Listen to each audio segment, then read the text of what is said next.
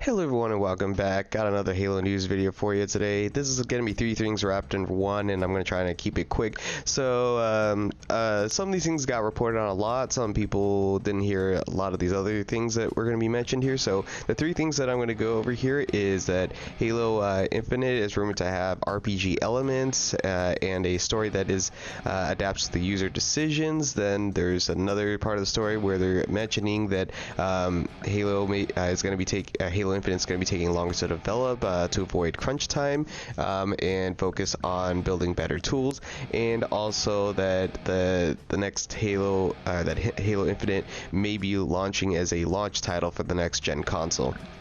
So the first one here, it kind of doesn't surprise me too much. I think what they're trying to do is go back to the whole idea that some of the other older Halo games had, where their stories you had a type of RPG element into it. Not, something that was drastic. I think maybe they're going to go to a much more extensive level than the others. But you remember in Halo CE, I think it was the second mission. Yeah, it was the second mission where you were the first time you step out of the Halo ring and you had the choice of which Marines you were going to save first. You kind of had that kind of RPG element of choosing where you wanted to go first. Or remember in Halo Reach when you were outside of Sword Base and you could go to 2 different areas first and take on those objectives and then go on to the other one, and you had the choice, the free will of how you wanted to do that.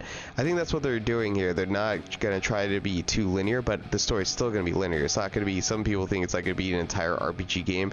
I think the reason they quote the words RPG element and not, saying RPG itself, because obviously it's just, that's going to be insane if it would actually go that extent, but I don't think it's actually going to go there. I think it's just going to have some decisions and whatnot, but it's not going to play like a Mass Effect game. I think it's just going to be certain decisions you make, and how you make it might have some slight alterations. It's not going to be drastic, but it's going to probably play out differently to players' liking. So I think that's what they're going to do. It's just going to be kind of like the old way of how you decide to play a certain mission, but without it like doing too much huge of an impact, but it's still gonna have some impact on the player's decision. Maybe it might help you get like a certain weapon sooner, or a certain vehicle, depending on how you decide to go around the map. You might find a tank sooner and that kind of stuff, and it might help play out better in your decisions on how to play. If you want to go this way and you might get a better weapon at first, or you could go this way and you might get a better vehicle, something like that. It might have something like that. Obviously it's all speculation, but the whole RPG element, that's what I think what they mean by that it's not going to be an entire RPG game. It's just going to have certain elements of free will choice of how to play the campaign missions. And then the next one here, remember when I did that story about don't expect Halo Infinite in 2019, because more than likely it's not going to be coming out? Well, these next 2 ones pretty much, they pretty much like made it obvious that it's more like, even if you were one of those people that saw my video and still tried to tell yourself that it would come out 2019, and we're still like, so you're telling me there's a chance? Yeah! Yeah, so Halo Infinite, it's going to take longer to develop to avoid crunch times. This is something that's been a common problem in game development, where what they try to do is they try to crunch the amount of time that's left. They get to like the last few remaining months or weeks, and they try to like just get employees to work 80 to 120 hours a week, and the game just is not as much quality as you might think. And the thing is, it is true to an extent that crunch times do actually help, but only for a very short period. They said, like, I think one study said about like you only get good quality out of making employees work 80 to 120 hours a week. It only works for the first 2 weeks, and after that your production quality just quickly drops. And so the crunches really don't do that much effect in the long run, that you can't just do it for months on end, but yet some companies try to, and yeah, it doesn't really actually work.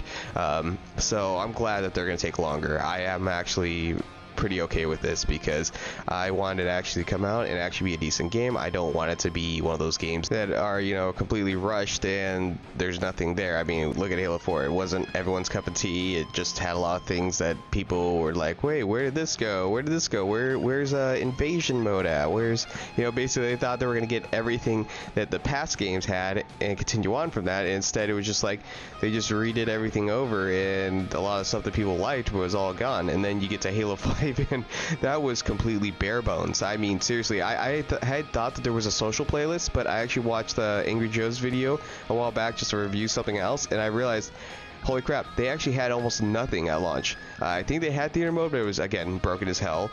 They had no forge, they had no firefight, they had no social playlist. All they had was arena. It was like, I think 5 or 6 modes. That was it.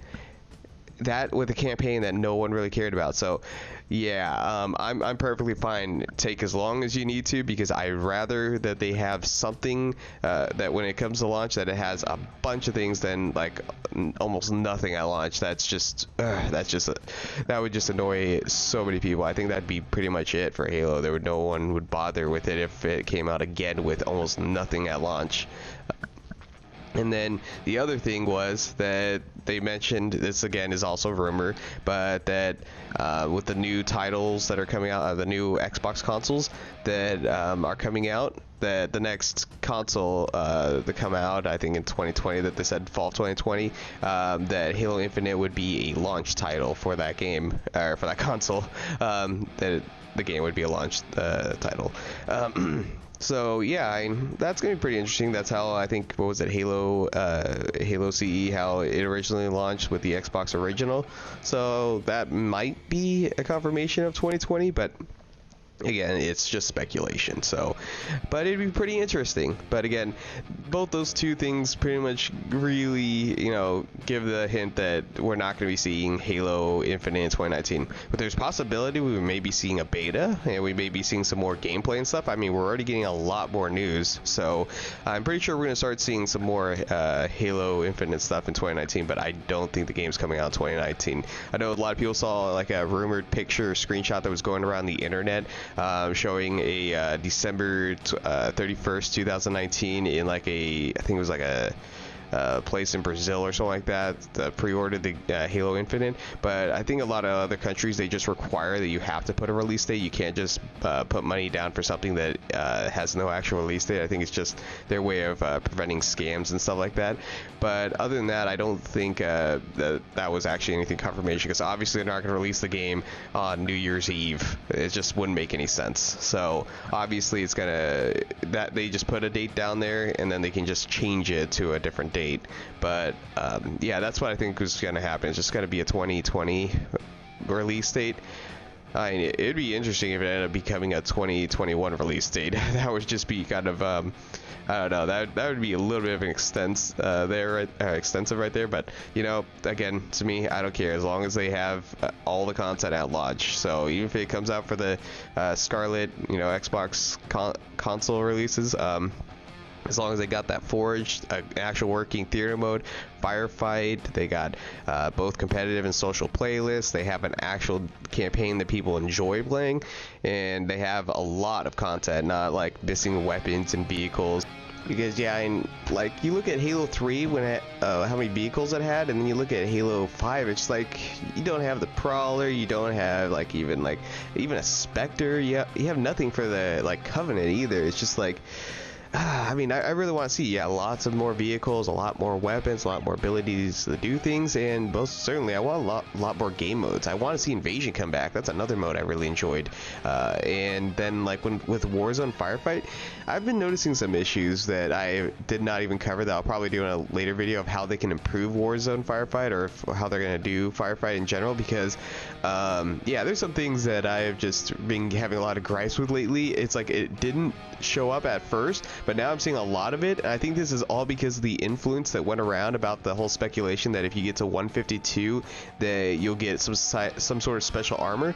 So now you're seeing a bunch of low ranks playing in high rank levels, and basically they're not actually putting any effort in, and they think that they're going to get a lot of points from playing higher difficulties. And so because of that, now all of a sudden everyone that's trying to get to 152, they're not even like actually good at the mode, and they're just completely just leeching off the better players, and then everyone ends up losing. I had an entire match where I was the only person going for the objective in the very first wave. It was to hold a base, and I was the only one in there, and everyone else was just standing outside shooting. And it was just like dude, get in here. Just no one was doing that. They were all just sitting there just shooting and doing literally nothing. And I realized that one of them even said that the whole reason why they were doing that was because of the whole armor thing. So apparently because of speculation, now everyone's jumping in on trying to get that. But the funny part is we got a whole year and a half now to wait for it, most likely. So this whole rush to try and get to 152 is kind of pointless. But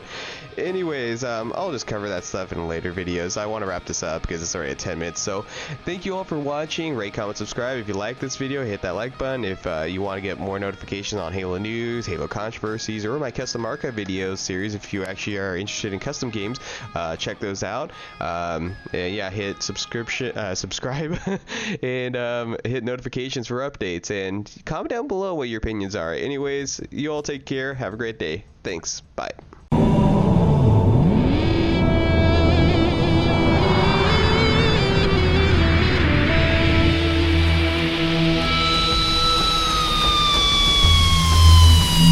Drop the bass.